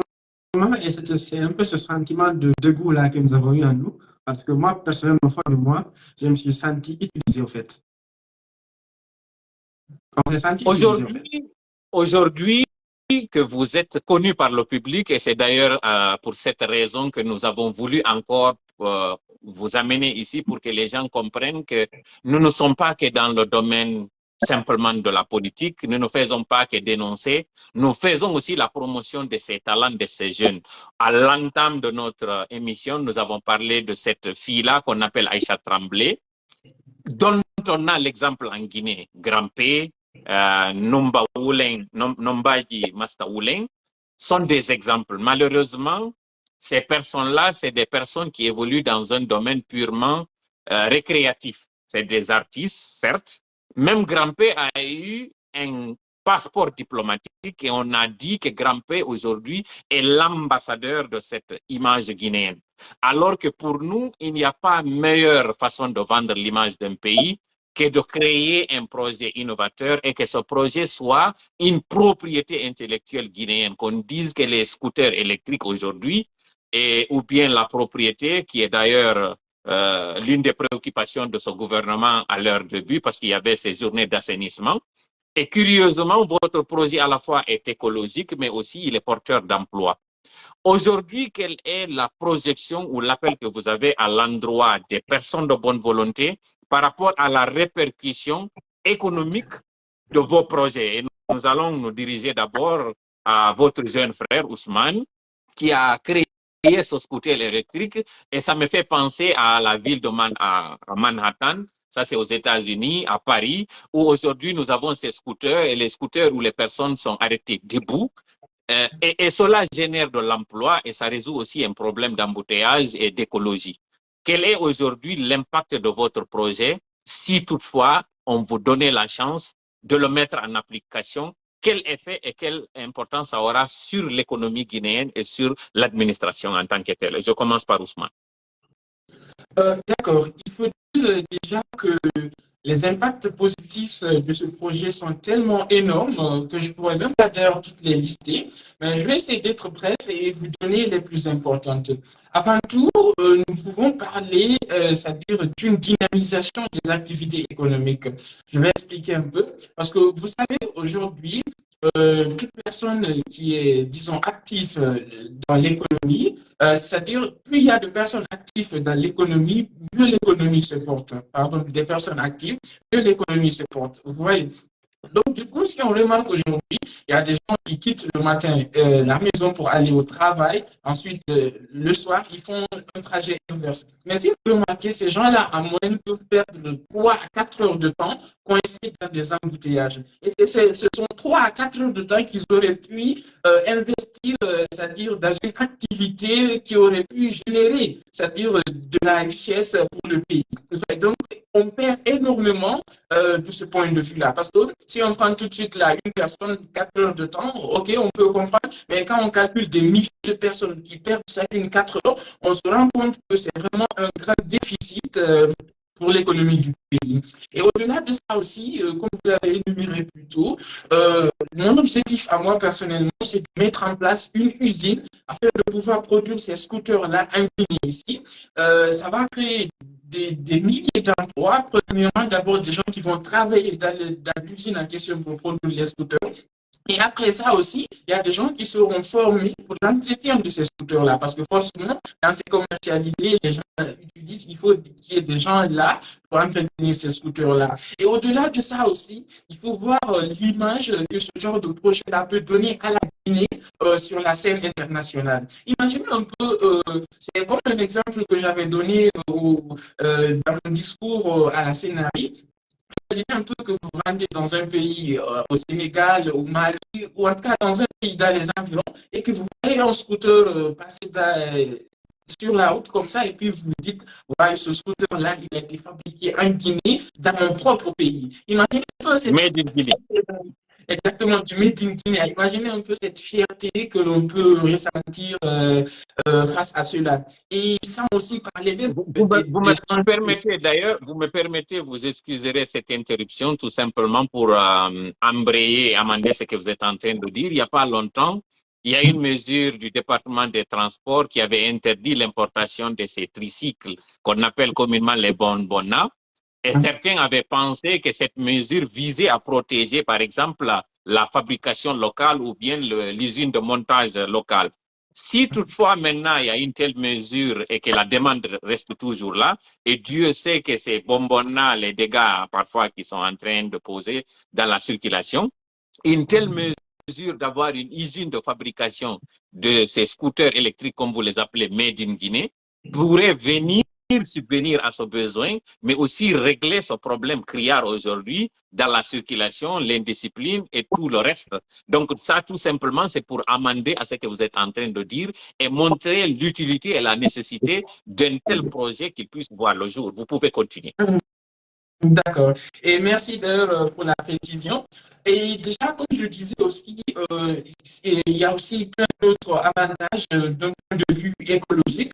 Parce que récemment, j'ai fait une étude, j'ai réussi à démontrer que, par exemple, si vous achetez un scooter et que vous l'utilisez pour vous rendre au travail au lieu d'utiliser votre voiture, en termes écologiques, cela représente l'équivalent, disons, du fait de planter, c'est-à-dire, je ne sais pas, je ne me rappelle plus trop du chiffre, mais en tout cas, plusieurs hectares de forêt en quelque sorte. Donc, c'est vous dire un peu, vous donner une idée sur l'impact que cela peut avoir sur l'environnement.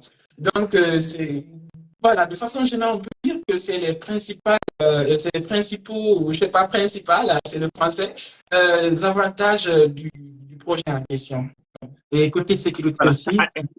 Sans oublier, avant de donner la parole à votre frère, sans oublier aussi que il y a quelquefois aussi où on dit que les motos sont interdites d'entrer dans la presqu'île de Kaloum à partir du pont 8 novembre. Si toutefois on commençait le projet à travers la presqu'île de Kaloum tout simplement et dire si toutefois quelqu'un qui habite à la cimenterie, parce que nous ne connaissons pas c'est quoi l'autonomie de vos batteries, est-ce que ça peut tenir de la cimenterie jusqu'en ville, mais toujours est-il que si on limite votre zone d'action, si toutefois ces motos, ces scooters arrivaient à voir le jour, à partir du pont 8 novembre jusqu'à Kaloum et ainsi de suite, nous pensons que cela aussi peut régler considérablement le trafic routier avec les camions qui ont une contournante, qui partagent la circulation avec les véhicules personnels, les vélos, les motos et les piétons. Vous ne pensez pas que là aussi, ça pourrait être une autre solution à ce problème de trafic dans la presqu'île de Kaloum? Oui, et tout à fait. C'est quelque chose qui saute aux yeux. Pour répondre à votre question plus tôt, oui, l'autonomie du scooter actuellement permet de faire 50 km. Et ça, c'est compte tenu du fait qu'on utilise des batteries au plomb qui ne sont pas du tout ce qu'il y a de plus adapté pour ce genre d'engin parce qu'elles sont très lourdes et disons que leur capacité énergétique, de stockage énergétique est réduite. Donc, l'idéal, ce serait vraiment d'utiliser des batteries au lithium-ion qui sont beaucoup plus performantes d'un point de vue énergétique. Et donc, cela, par exemple, pourrait pousser l'autonomie de ces engins-là jusqu'à 150 km. Et une autre remarque importante à faire, c'est que, disons que ce genre de scooter, comparé à une moto, ça a aussi beaucoup d'autres avantages. Premièrement, d'abord, la sécurité. Pourquoi? Parce qu'avec ce genre de scooter, la vitesse, elle est limitée. Donc, on ne peut pas faire de folie avec. On est obligé de rouler tranquillement et de façon très sûre, sans risquer sa vie ou celle d'autres personnes sur la route. Donc, c'est à la fois un moyen de transport abordable, écologique et aussi très sûr. Justement, vous me tendez également la perche en parlant des aspects techniques et des caractéristiques de ces motos. Vous avez parlé de l'autonomie de 50 km, ce qui est l'équivalent de Kaloum jusqu'à Kagbelin, pas jusqu'au-delà de Kagbelin, parce que le kilomètre 0 jusqu'au kilomètre 36, c'est déjà pas mal, mais c'est dire tout simplement que ça dépasse la zone de qu'on a énuméré tout à l'heure, la distance de la cimenterie jusqu'à Kaloum. Mais quelle est la vitesse maximale de ces engins et en termes aussi de poids, quel est le poids? Est-ce que ça peut tenir une personne, deux? Quel est le poids en fait pouvant être supporté par justement cette bécane électrique? Ok, sur le scooter que j'ai conçu, le prototype que j'ai actuellement, il y a déjà une personne qui pèse 120 kg qui est montée dessus, une personne assez grosse quand même, si on peut le dire comme ça. Et j'ai aussi même fait un essai une fois, j'ai fait monter 2 personnes dessus de taille adulte moyenne. De façon générale, j'ai constaté que le scooter parvient habilement à tenir le poids de 2 personnes. Ça, c'est intéressant, mais on dirait que vous avez volé la vedette à votre frère parce qu'à l'origine, nous étions en train de parler de cette machine qui transforme le plastique en carburant. Et vous avez parlé de tout cela qui est très intéressant et très important. Nous allons nous tourner à votre frère qui a d'abord été le premier à concevoir cette machine électrique qui a transformé ce combustible en carburant. Et il a parlé de diesel et d'essence. Mais quelqu'un aussi nous a parlé que cette même machine est même capable de produire du gaz pouvant être utilisé dans la cuisine, donc du gaz domestique, si on peut dire. Comment d'ailleurs le terme qui colle le plus, c'est du gaz de cuisine. Est-ce que c'est vrai ce que nous avons entendu? Et est-ce que cette même machine peut produire les 3 produits à la fois? L'essence, le diesel et le gasoil plutôt et également du gaz. Est-ce que c'est vrai?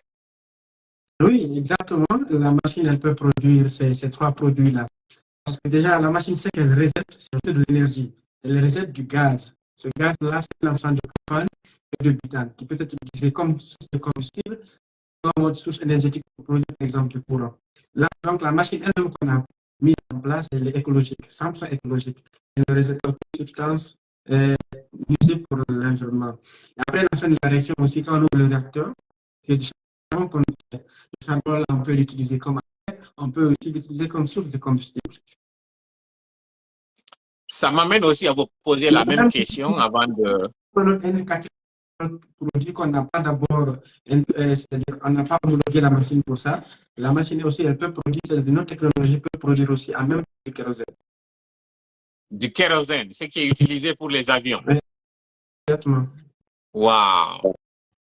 C'est irréel, c'est irréaliste, c'est surnaturel, c'est que tout ce que vous êtes en train de dire. On est même tenté de dire, est-ce que c'est vrai? Est-ce que vous n'êtes pas en train tout simplement de nous baratiner et de nous saouler avec cette histoire qui est à dormir debout? Mais la même question qu'on a posée tout à l'heure à votre frère, l'impact économique, écologique et même, disons, social de votre invention, cette machine. Est-ce que vous pouvez nous parler de son impact sur son apport, disons, économique, si toutefois on vous donnait la chance de le mettre en application ou bien en production? D'accord, là, pour répondre à votre question, nous allons prendre cas par cas, en fait. Quand nous prenons l'aspect environnemental, si on arrive à mettre en place un réacteur qui peut traiter par jour 2 tonnes de plastique, et comme on calcule ça pendant une année, on verra que c'est des milliers de tonnes qui seront retirées de l'environnement. Ça, c'est côté environnement. C'est la décharge de compost qui va partir d'un trait. Parce que nous pouvons dire que 40 à 50% de ces déchets qui se retrouvent dans cette décharge sont des déchets plastiques parce que Dieu seul sait combien de fois, à chaque fois que nous achetons un produit, nous l'emballons. Et tout cet emballage, comme vous avez dit, ça ne se volatilise pas dans la nature. Même enfoui sous terre, ça reste plusieurs années avant de se décomposer. D'ailleurs, il y en a qui ne se décomposent jamais. Mais avec votre création et avec votre machine, c'est, comme vous avez dit, ça, rien ne se crée, rien ne se perd, tout se transforme. Donc, vous transformez ce plastique en quelque chose. Donc, ce tonnage dont vous avez parlé tout à l'heure, qui devient qui disparaît de la nature comme ça, c'est déjà un avantage. Mais au lieu d'aller sur cette présentation un peu, peut-être un raccourci qui est un peu simpliste, pouvez-vous aller en termes de production, combien de tonnes, par exemple, peut générer telle quantité de carburant? Et ce carburant, quelle est la quantité qui va être du diesel, quelle est la quantité qui va être de l'essence, et en fonction de ça, peut-être pour le commun des mortels, pour les profanes que nous sommes, faire un calcul et se projeter, connaissant le prix du carburant, combien on peut générer en plus de justement cette destruction de ce déchet, quelle est la retombée financière qu'on aura? Ok, sur cet aspect économique-là, sur la rentabilité du projet, sur 1000 tonnes, sur une tonne de déchets plastiques, ça peut produire en fait 1000 litres ou entre 800 et 1000 litres. Ça dépend en fait du plastique utilisé mis dans le réacteur. Parce que certains plastiques, le rendement il est de 100%, d'autres plastiques, le rendement il est de 80%. Ça dépend du type de plastique en fait. Et comme matière première, nous avons besoin que seulement du plastique. Que seulement du plastique. Et nous n'avons ni besoin de les laver, ni besoin d'autres traitements spécifiques pour le mettre dans le réacteur. Il suffit juste de prendre le plastique qu'il est et puis le mettre dans le réacteur. Et pour parler aussi plus même de cette décharge dont vous parlez là, si on parle un peu de l'aspect social de ce projet, il y a des dames qui se trouvent au niveau de cette décharge qui peuvent te collecter en une 30 tonnes de plastique chacune. Et là où ces dames-là revendent leur plastique, il y a seulement 2 entreprises qui achètent ce plastique-là, en fait. Il y a Topaz et une autre entreprise qui est là, indienne, et c'est pas des Chinois qui achètent. Mais celui qui est très là. Imaginez-vous si j'arrive à mettre en place un réacteur, par exemple, qui peut engloutir 10 tonnes en une action. Après ou de là, ces dames-là auront en quelque sorte un emploi immédiat parce que j'aurai besoin du plastique que ces dames-là essaient pour faire fonctionner mon réacteur. Donc ça, c'est seulement le côté social. Comme je le disais aussi tantôt dans mes précédentes sorties, avec ce projet-là, on apporte 2 solutions, c'est-à-dire on apporte 2 solutions. Comment je vais dire ça? Avec ce solution, une pierre deux coups. Voilà, une pierre deux coups. C'est 2 solutions en une. Voilà, ok. On apporte une solution à 2 problèmes. Et ces 2 problèmes-là sont, nous avons le problème de pollution plastique et nous avons aussi le problème le problème énergétique dont la planète est confrontée. Prenons un exemple dans notre pays ici. On peut voir dans beaucoup de villes comme Kankan qui pleurent parce qu'ils n'ont pas de courant. L'État est en train de construire une centrale qui coûte très cher en construction et puis qui coûte aussi très cher en fonctionnement en termes de carburant. Imaginez-vous avec ce projet-là, en seulement 6 mois, on peut leur concevoir une centrale électrique à moins coût, largement moins cher que les centrales habituelles qu'on leur construise. Et puis le fonctionnement sera aussi presque gratuitement, puisque c'est des déchets plastiques qu'on va utiliser pour produire du carburant.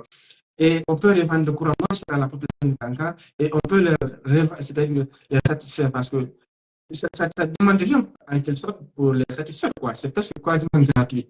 Donc, il faut vraiment que l'État, s'ils veulent aider la population guinéenne comme ils le prétendent, ils n'ont qu'à soutenir ces projets-là qui peuvent faire d'abord le branding national dont ils sont en train de parler dernièrement-là, et protéger l'environnement, produire du carburant, générer de l'argent, c'est-à-dire créer des milliers d'emplois par rapport à ça. Et ça, c'est seulement Kankan.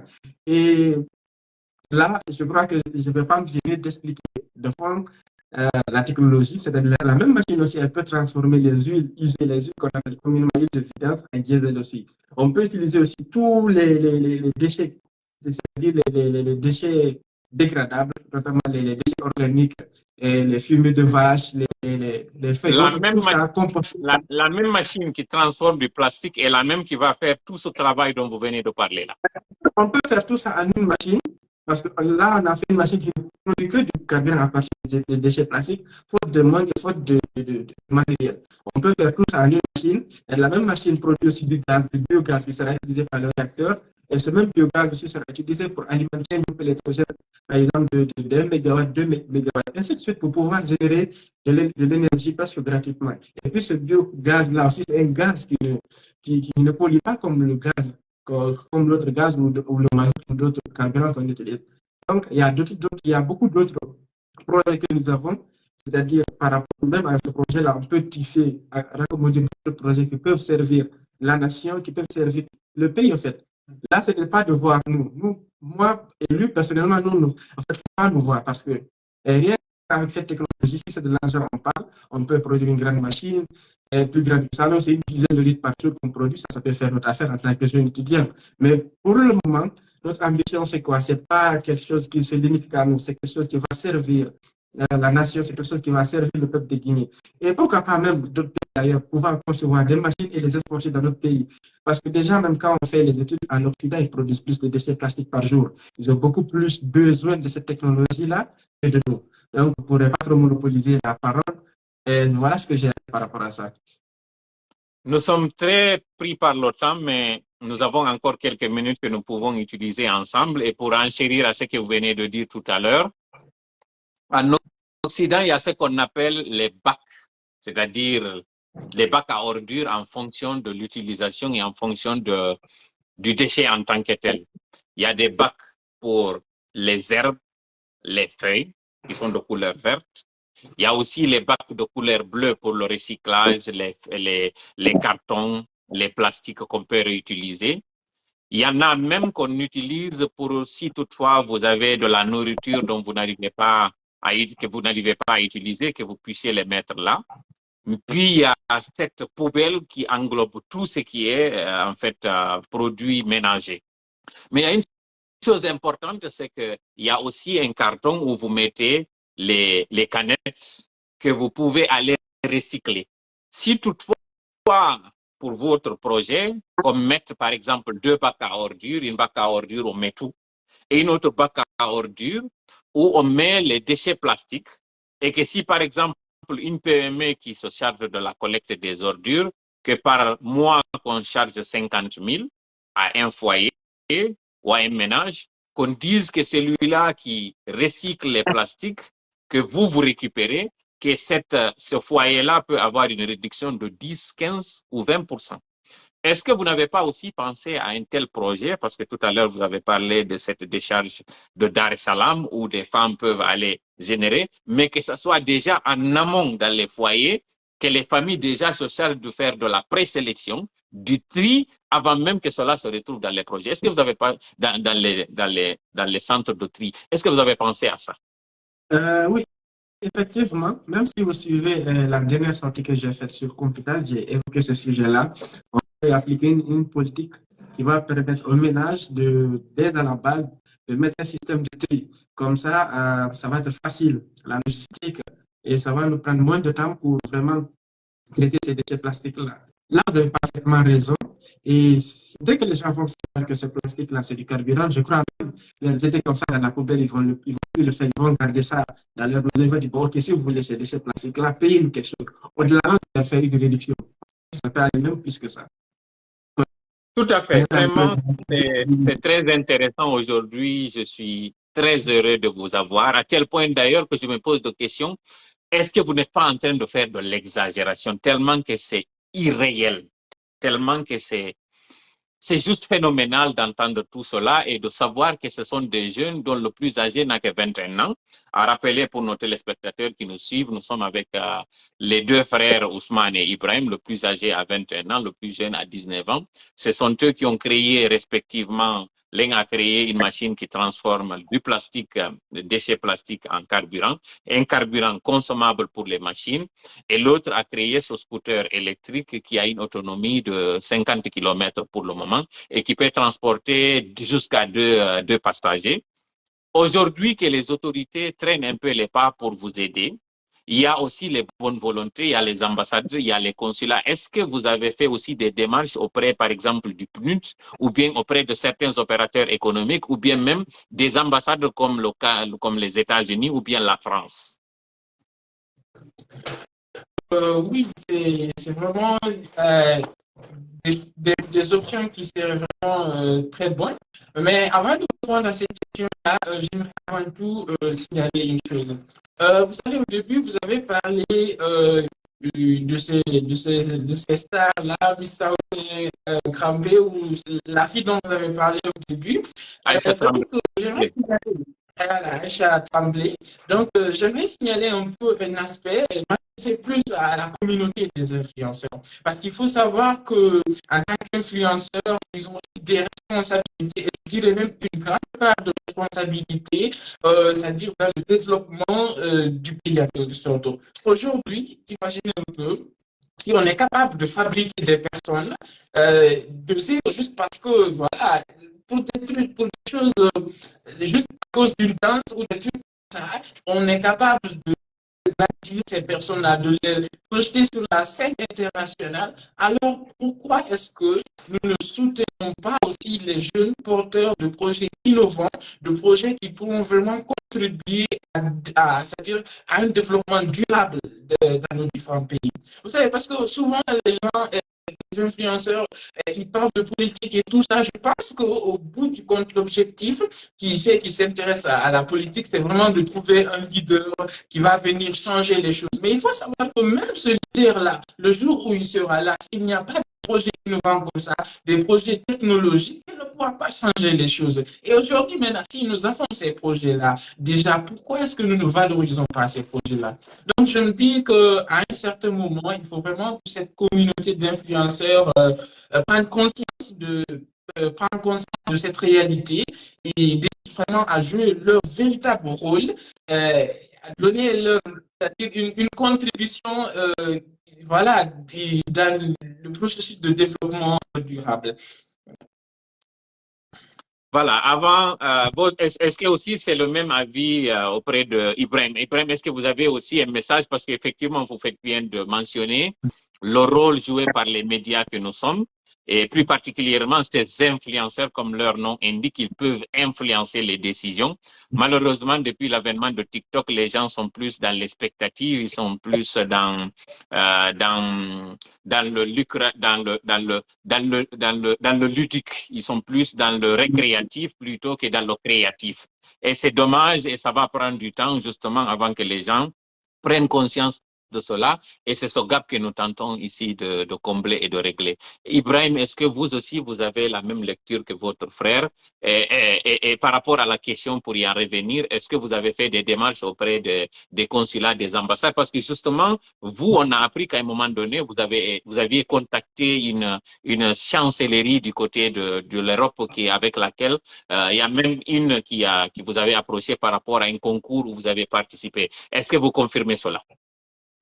Oui, effectivement, il y a cela une année, j'ai dû participer au salon de l'étudiant entrepreneur qui a été organisé par l'Université française de Guinée. Et je suis parti, j'ai présenté mon projet devant tout le monde et j'ai même pris par rapport à ça. Mais malheureusement, voilà, ces institutions-là, c'est beaucoup plus difficile pour eux de te récupérer, de mettre main sur toi si les autorités même du pays n'ont pas encore réagi.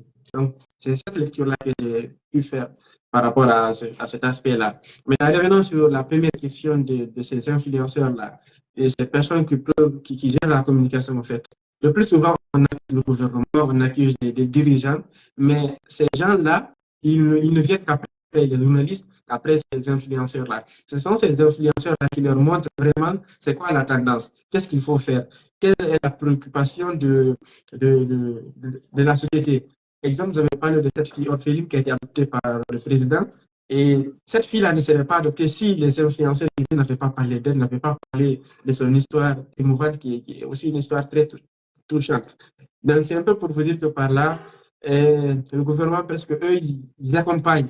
Ils sont là que pour faire la dernière action, en fait.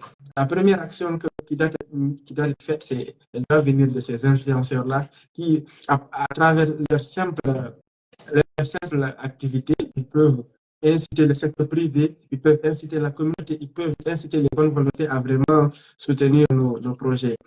Et l'appel que j'ai à lancer aux membres du gouvernement et aux bonnes volontés et au consulat dont vous venez de parler là, si aujourd'hui financer le projet, ça leur demande beaucoup d'argent et qu'ils n'ont pas cet argent-là, nous, tout ce qu'on leur demande, c'est de nous aider à augmenter notre expérience, à servir ça ne reste que l'humanité à travers le projet innovant que nous avons. Et cela, ça peut se faire par leur bourse. Et si c'est aussi impossible pour nous d'avoir de bourse pour aller augmenter l'expérience que nous avons, ils n'ont qu'à nous aider à avoir, ce ne reste que des simples visas pour aller augmenter nos expériences de l'autre côté pour pouvoir servir l'humanité. Et même si c'est aussi impossible pour eux de financer nos études, je ne sais pas qu'avec la complicité de la famille et des bonnes volontés, on pourra le faire. Voilà le message que j'ai envie de lancer à tout un chacun. Et j'aurais aussi un dernier message, si vous me le permettez, bien sûr. Il faudrait aussi... Avant d'arriver au dernier message, permettez-moi, parce que vous parlez de la clôture et on a encore quelques 5 minutes, parce qu'on va arrêter dans 5 minutes. Vous avez donné tout à l'heure une chose qui a quand même tiqué mon attention. Est-ce que vous êtes fan du sport? Est-ce que vous regardez l'actualité concernant le sport? Moi, personnellement, je regarde, je suis passionné par le sport, plus précisément le football. Est-ce que vous avez suivi l'exploit de l'équipe nationale de basketball U16 récemment qui est allée gagner face à l'Égypte en finale? Oui, exactement. J'ai même vu ça sur les réseaux sociaux. Voilà, l'université, même le président les a fait une félicitation. Et il y a aussi des ambassadeurs qui les ont approchés. J'ai vu ça, j'ai vu quelques images sur les réseaux sociaux. Justement, cette ambassade, parce que c'est peut-être peine perdue d'espérer que le salut puisse venir de nos autorités. Comme vous avez dit, il y a beaucoup de choses qui jouent en votre défaveur, mais il y a quand même des institutions présentes sur place qui ne regardent pas la couleur, ni la race, ni la religion. Je parle de l'ambassade des États-Unis, qui justement aujourd'hui, j'ai vu a fait un geste à l'endroit de cette équipe nationale masculine U-Jeune, où on leur a accordé des visas pour aller aux États-Unis, pour venir ici, parce que moi je parle à partir des États-Unis. L'ambassadeur Troy Damien, c'est quelqu'un de très actif, qui aime la jeunesse et qui aime ce genre de choses. Je vous invite, et nous profitons de cette occasion pour l'inviter, lui, à s'intéresser, comme il a fait pour ses basketteurs aujourd'hui. Vous êtes également des basketteurs, vous êtes aujourd'hui une équipe, et c'est d'ailleurs ce que vous formez, vous êtes deux frères, on dirait des siamois, et ça se voit, ça saute aux yeux, la complicité et la complémentarité entre vous deux. Et vous allez justement vers ce sens d'innovation et vous ne demandez pas, en fait, vous n'êtes pas en train de demander qu'on abatte Jupiter et qu'on mette ça sur Terre. Vous mettez plusieurs options sur table, y compris cette option tout simplement de vous accorder des visas. Votre jeune frère est un autodidacte qui suit aujourd'hui des cours en ligne. Ousmane, est-ce que vous pouvez nous parler de cet institut aujourd'hui où vous êtes en train de suivre ces cours en ligne? Est-ce que c'est une école, est-ce que c'est une université qui se trouve en Occident et comment est-ce que vous êtes en train de suivre ces cours? Comment est-ce que vous arrivez à payer justement ces cours si toutefois c'est payant? Okay. Premièrement, d'abord, il faut savoir que ce n'est pas des universités conventionnelles, c'est des plateformes en ligne où des experts qui ont déjà travaillé, ont beaucoup d'années d'expérience devant eux, viennent partager leurs connaissances sous forme de cours, sous forme de modules. Principalement, j'utilise deux plateformes. La première s'appelle Udemy. Donc, c'est une plateforme américaine où on dispense des cours. Mais là, je le petit, il faut comprendre l'anglais. Donc, ça, ce sont les prérequis d'abord. Donc, je suis des cours sur cette plateforme-là. Et après ça, il y a une autre qui s'appelle Open Classroom. Donc, je suis aussi des cours sur cette plateforme-là. Mais au-delà de ça aussi, il y a beaucoup d'autres sites que je visite souvent, des sites d'information qui parlent d'innovation et tout ça, comme ressources complémentaires au cours que je suis sur cette plateforme, Udemy et Class Open Room. Donc, donc, si je comprends bien, c'est des cours gratuits, c'est ça? Oui, certains sont gratuits et certains sont payants. Mais disons que pour les plus importants, ils sont payants. OK. Nous tirons vers la fin et nous n'avons qu'une minute pour clôturer. Quel est aujourd'hui l'appel que vous lancez à l'endroit de toutes les bonnes volontés et comment entrer en contact avec vous si toutefois, est-ce que vous avez des pages Facebook ou bien vous avez tout simplement vos comptes que les gens peuvent facilement contacter à travers ce direct-là? À rappeler que vous êtes en train de suivre votre page Hackir Famo Épinal. Et cet échange, cet entretien très fructueux sera aussi partagé dans des plateformes comme Hackir Koyogo Litire. Et nous avons comme invité les deux frères Ibrahim et Ousmane. Le premier a inventé cette machine qui transforme le plastique en combustible et en combustible pour les véhicules, donc en carburant. Le deuxième a créé ce scooter électrique qui a une certaine autonomie, qui résout à la fois ce problème de transport, mais aussi ce problème de mobilité dans la ville. Mais tous les deux ont en particulier en commun, c'est que tous ont pour souci la protection de l'environnement. Si toutefois aujourd'hui un bienfaiteur, un mécène, une institution voudrait entrer en contact avec vous parce que nous sommes suivis par beaucoup de personnes, et les 4 coins du monde de partout, si toutefois quelqu'un veut entrer en contact avec vous, comment faire? Est-ce que vous avez un site, un mail ou des numéros de téléphone où on peut vous joindre? Oui, premièrement, d'abord, il faut savoir que nous sommes vraiment très ouverts à toutes ces personnes qui voudraient prendre contact avec nous. Déjà, après la fin de ce direct, nous allons vous laisser nos contacts et peut-être aussi l'adresse de nos comptes, mais plus du compte de mon frère, vu que moi, je ne suis pas trop actif sur les réseaux sociaux. Et au-delà de ça aussi, ce que j'aurais à rajouter par rapport à ça, c'est que il faut que les gens, que ce soit le gouvernement, que ce soit, c'est-à-dire les particuliers ou tout simplement les institutions, il faut savoir que le fait c'est-à-dire de soutenir nos projets-là, ça va au-delà de nous. Parce que nous, tout simplement, aujourd'hui, même sans ces projets-là, on peut s'en sortir. On a tellement d'autres choses que l'on peut faire. Mais je dis que le fait de soutenir ces projets... Et surtout, vous êtes encore jeune, vous avez beaucoup de temps devant vous. Ouais, exactement. Mais le fait de soutenir ce genre de projet, c'est-à-dire va donner de l'espoir à tous ces autres jeunes, je m'excuse, qui sont là et qui peut-être qui ont voulu innover mais qui n'ont pas osé compte tenu des réalités parce que je dis au bout du compte ça va pas donner grand-chose, tu vas te fatiguer, au bout du compte personne ne va te prendre en compte. Je dis que s'ils soutiennent vraiment ce projet, ça sera vraiment une occasion de montrer à tous ces jeunes-là que oui, il faut vraiment pas d'espoir, il faut innover.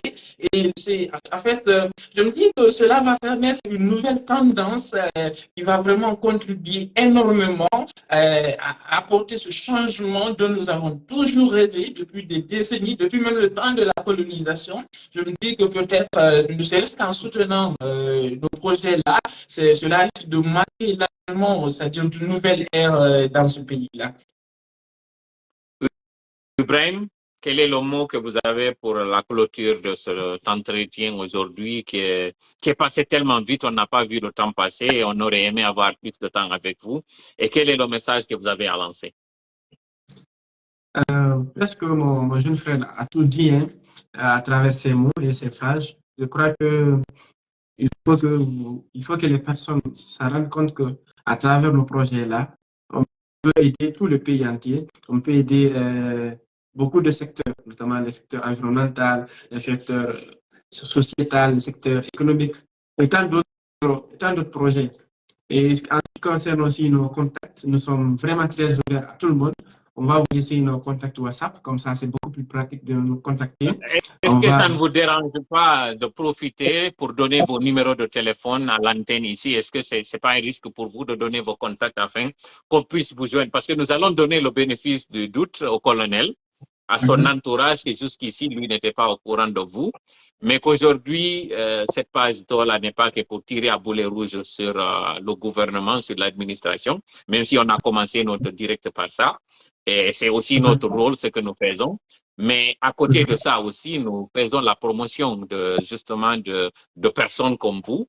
C'est d'ailleurs ce que nous avions fait comme quand le CNRD était venu. Nous avons fait leur promotion, nous avons sensibilisé pour qu'il y ait un accompagnement. Aujourd'hui, il s'agit de vous. Quel est le contact, si toutefois on veut entrer en contact avec vous? D'accord, je vais le dicter. C'est le plus 224, 610, 223, 324. Je reprends encore. Vous pouvez le répéter, vous pouvez le reprendre sans vous répéter pour qu'on puisse avoir le numéro et les spectateurs qui nous regardent peuvent aussi l'écrire dans les commentaires afin qu'une personne qui regarde le live puisse aussi vous contacter. Donc, vous dites c'est le plus 224 qui est l'indicatif régional de la Guinée et le reste, allez-y. Le 610, 223, 324. 610, vous vous êtes répété. Reprenez du début avec l'indicatif régional sans vous répéter dans les chiffres. Pardon, je n'ai pas compris. Reprenez le numéro sans vous répéter dans les chiffres. C'est-à-dire quand vous donnez un chiffre, vous le donnez une seule fois, pas deux fois. D'accord. Le plus 224, 610, 223, 324. Voilà. Merci beaucoup. 223, 324.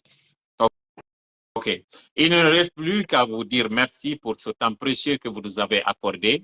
En ce qui nous concerne, nous promettons ici de faire des démarches afin de vous mettre en contact avec certaines institutions locales et étrangères, avec y compris des consulats et des ambassades, parce que nous savons qu'au niveau de ces consulats et ces ambassades, l'excellence est primée et elle est mise en valeur. Et nous osons espérer que votre sortie d'aujourd'hui pourra porter fruit et que ça ne sera pas un prêche dans le désert et que ça ne sera pas une vaine sortie. Nous l'espérons du fond du cœur. Et nous rappelons à ceux qui nous avons regardés que nous avions comme invité ce soir deux jeunes. Le plus âgé à 21 ans, c'est Ibrahim. Ibrahim est le concepteur de cette machine qui transforme le déchet plastique en carburant. Un carburant pouvant être utilisé, consommé par des véhicules, des motos et même des groupes électrogènes. Il avait à ses côtés son jeune frère de même mère, même père qui s'appelle Ousmane Diallo. Lui, il est âgé seulement de 19 ans. Lui, il est le concepteur et créateur de ce scooter électrique qui fonctionne à base de batteries à plomb. Entendez bien, les mêmes batteries qui sont utilisées dans les véhicules que vous utilisez, vous, monsieur, madame, tout le monde. Ils ont pour ambition de développer cela, de l'élargir et de le parfaire. Le premier, une machine qui est capable de produire, même de transformer ces huiles de vidange en combustible pouvant être réutilisé, donc le recyclage. Le deuxième, si toutefois on mettait les moyens à sa disposition, peut transformer ce scooter en scooter utilisant de la batterie à lithium, pouvant le rendre plus léger, plus petit et toujours avec la même performance. Tous les deux, si toutefois on leur donnait les moyens, peuvent le faire sur une échelle industrielle et que cela puisse porter la signature guinéenne, donc Made in Guinée. Ça crée de l'emploi, ça résout à des problèmes d'abord écologiques, mais aussi des problèmes d'ordre social et financier. Merci beaucoup, jeunes. Sachez que vous avez en tout cas l'admiration, le respect de l'équipe que nous avons. Et nous profitons de cette occasion pour vous renouveler encore une fois nos hommages et continuer de travailler comme vous êtes en train de faire. Cette complicité, cette complémentarité que vous avez est une signature. Ça me rappelle ces deux frères qui ont créé aussi l'écriture Adlam, le plus âgé et le plus jeune, qui continue toujours. Et votre histoire, votre expérience en elle est une école, c'est un exemple à suivre. Le plus âgé dans la narration qui nous a expliqué qu'il a été entrepreneur déjà à l'âge de 14 ans, ce qui n'est pas très commun. En Occident, ça arrive souvent que les jeunes commencent à travailler dès l'âge de 12 ans, ils sont entrepreneurs, mais quand cela se passe en Afrique, dans un pays comme le nôtre, c'est quelque chose à magnifier, à saluer et à valoriser. C'est ce que nous avons fait aujourd'hui et ce fut un plaisir de vous avoir. Revenez-nous quand vous voulez. Et la dernière question que j'ai, est-ce que les médias locaux, les médias traditionnels, comme les émissions interactives ou les émissions de grande écoute au-delà de Africa 2015, si je peux nommer FM qui avec son émission Mirador ou bien la radio Adafo, la chaîne de médias Adafo, est-ce que cela vous en compte pour tout simplement vous donner une occasion de parler au public? Est-ce que c'est fait? Non, pas encore. La seule radio qui nous a donné cette opportunité-là, c'est l'Ex-FM, non? Non, Nostalgie autant pour moi à travers l'émission qu'on appelle Africa 2015. C'est la seule qui nous a donné l'opportunité de nous exprimer. Quelqu'un m'a appelé tout à l'heure, j'ai perdu complètement le volume, je ne vous entends plus. Malheureusement, il y a eu un appel qui est rentré tout à l'heure, qui a gâché tout simplement, je ne vous entends plus. C'est Kindi qui m'a appelé tout à l'heure là. Un nouveau papa du côté de l'Allemagne, il m'a appelé, certainement il ne s'est pas rendu compte que je suis en live et ça a complètement coupé le son, je ne vous entends plus, malheureusement, mais heureusement, puisque c'est la fin de l'émission, ce n'est que partie remise, on aura l'occasion, parce que je ne vous entends plus, je vois que vous êtes en train de parler, j'espère au moins que vous pouvez m'entendre. Pourquoi je l'ai nommé, c'est pour que les gens comprennent d'ailleurs que je n'ai pas inventé, il y a eu un appel qui est rentré là, Kindi du côté de l'Allemagne, il se fait très tard chez lui, mais moi je ne vous entends pas, vous m'entendez parce que j'ai vu tout Bambaké dire que le son est bon, mais moi je ne vous entends pas. Essayons de voir si vous pouvez parler pour la clôture. Bon, vous nous recevez là? Vous entendez maintenant? Je ne sais pas, vous nous entendez ou pas? Continuez à parler, je vais utiliser le deuxième téléphone, peut-être que là je pourrais vous entendre, celui qui est à côté ici, je pourrais peut-être à partir de là vous entendre. Vous pouvez continuer à livrer le message que vous avez à livrer, mais pour le moment, moi je ne vous entends pas. D'accord, vas-y. Vas-y. D'accord, nous allons plus jeune. Donc, c'est un peu ça, comme je l'ai dit, pour clôturer, il faut vraiment savoir que là, on est face à une Voilà. Okay. Alors, merci beaucoup. Je peux vous entendre à partir d'ici. Mais... Ça va créer de l'arsène, ça va se répéter. Du deuxième téléphone, je peux vous entendre, mais à partir de cela. Merci beaucoup, vraiment, jeunes combattants, jeunes courageux, jeunes innovateurs. Je n'ai pas de chapeau, sinon je l'aurais tiré pour vous. Combien de fois pour vous exprimer l'admiration, le respect que j'ai pour vous. Et je sais que ce n'est pas, je ne suis pas le seul aujourd'hui à être subjugué, à être séduit par ce que vous avez fait. La question était de savoir si les médias vous ont contacté. Le public a certainement entendu la réponse que vous avez fournie. Moi, je ne l'ai pas entendu, mais j'ose espérer qu'à partir de ce direct d'aujourd'hui, ils pourront entrer en contact avec vous, comme les autres influenceurs également, parce que comme vous avez dit, ça peut aussi influencer la décision, ça peut influer également sur la lourdeur de l'administration qui est connue pour sa lourdeur. Vous ne demandez pas du tout la lune, vous ne demandez pas du tout le soleil, tout ce que vous demandez, c'est un accompagnement. Cet accompagnement peut être en numéraire, comme ça peut être aussi une facilitation de la procédure d'obtention d'un visa pour aller parfaire vos connaissances à l'étranger, si toutefois sur place, parce qu'il y a rappelé que tous les deux, vous êtes à un cycle universitaire, vous continuez encore à étudier, vous êtes encore jeune, donc vous avez l'avenir devant vous, c'est pas que vous êtes aujourd'hui diplômé en quoi que ce soit, mais vous tendez à le faire. Et si toutefois il y a une bonne volonté, les opérateurs économiques, les particuliers, tout le monde, et d'ailleurs si toutefois le volume était là, j'ai vu une photo de vous circuler avec le directeur du FMI du côté du Sénégal et on m'a dit que c'était un leader politique qui a été à la base de cette croix de transmission pour vous mettre en contact, si toutefois c'est vrai. Est-ce que vous confirmez cela? Est-ce que vous ne voulez pas aussi profiter de cette occasion pour remercier certaines personnes? Et c'est avec ça que nous allons fermer porte et fenêtre de l'émission. Alors oui, effectivement, nous avons été mis en contact par M. Fassime Silla, qui est le directeur exécutif de la FMI, qui représente, je crois, 19 pays au Fonds monétaire international. Cette personnalité nous a été mise en contact par M. Mouktar Diallo. Je ne sais pas si vous le connaissez, M. Mouktar Diallo, qui est NFD, le président de NFD, qui est aussi l'ancien ministre de la Jeunesse, au temps du professeur Alpha Condé. C'est aussi une occasion pour moi de le remercier de tous les efforts qu'il a eu à faire. C'est un monsieur qui a eu confiance en nous, qui nous a contactés, qui a voulu nous aider sans aucune condition. Et tant d'autres personnes que je ne citerai pas ici, vraiment merci beaucoup. Et voilà, merci beaucoup pour la confiance, merci beaucoup pour la considération. Et aussi un remerciement à je suppose que vous avez fini de parler parce que j'ai... Depuis toujours, un remerciement à M. Comment il s'appelle l'administrateur? M. Diallo de Kumpital, qui nous a aussi beaucoup soutenus pendant nos différents reportages. Il y a aussi M. Maté de la Nostalgie, qui nous a aussi soutenu à travers l'émission Africa 2015. Voilà, à travers aussi M. Thierry Romadou de Espace. Donc, voilà, c'est un grand remerciement à toutes ces personnalités-là qui ont cru en nous, qui ont voulu nous aider sans aucune condition.